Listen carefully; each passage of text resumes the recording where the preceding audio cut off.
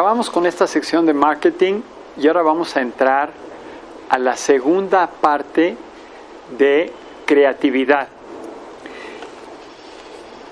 Vamos a hacer un pequeño recorrido a través de la historia desde la Edad de Piedra hasta nuestros días para que veamos el impacto tan grande que han tenido la creatividad y la innovación en ese desarrollo histórico.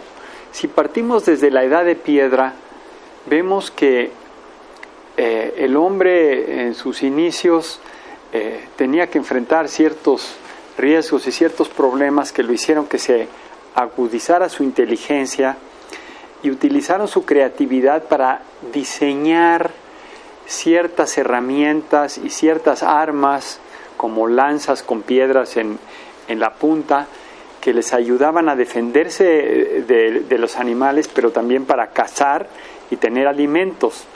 Entonces esa creatividad se convirtió en innovación a la hora de tener ya físicamente la herramienta, el arma, o muchas veces eran instrumentos que les servían para preparar la comida o contenedores para la comida que generalmente eran de materiales como la piedra o la madera que podían conseguir. Después se pasó de la Edad de Piedra, siguió después todo lo que se refiere a la época en que el hombre se empezó a volver sedentario gracias a la agricultura, la edad de la agricultura.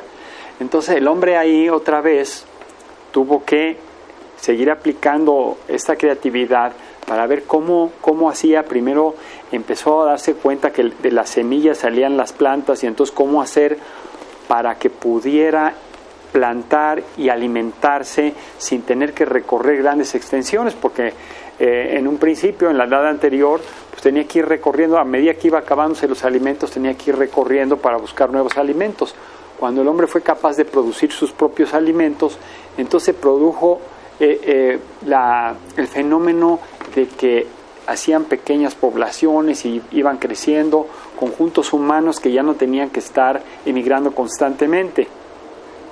Entonces ahí otra vez todo lo que tenía que ver con los implementos agrícolas, pues fue gracias a esa creatividad que luego se convertía en innovación.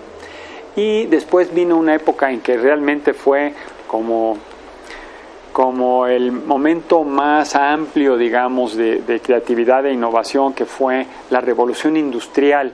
Ahí se empezaron a crear las máquinas, eso dio origen a la industria, a un cambio completo de la manera de fabricar las cosas. Y finalmente después de esto, pues viene nuestra época actual. Nuestra época actual tiene unas características muy especiales. De hecho, todavía más dependiente de la creatividad y la innovación, lo vemos en estos sorprendentes cambios tecnológicos que son los que ahora marcan esta época. A esta época se le ha visto como un cambio de época realmente, porque si nosotros vemos lo que anteriormente se daba por sentado, estamos hablando que se veía como un mundo más sólido, ¿no? Sólido en ideas, sólido en instituciones, en ciertas creencias que no cambiaban a través del tiempo, y sin embargo ahora vemos que en vez de sólido es más bien líquido. Antes era sólido como una roca, ahora es líquido como el agua. Líquido en cuanto a que tiene que ser muy flexible, que tiene que adaptarse a las condiciones que están cambiando a gran velocidad, es más voluble.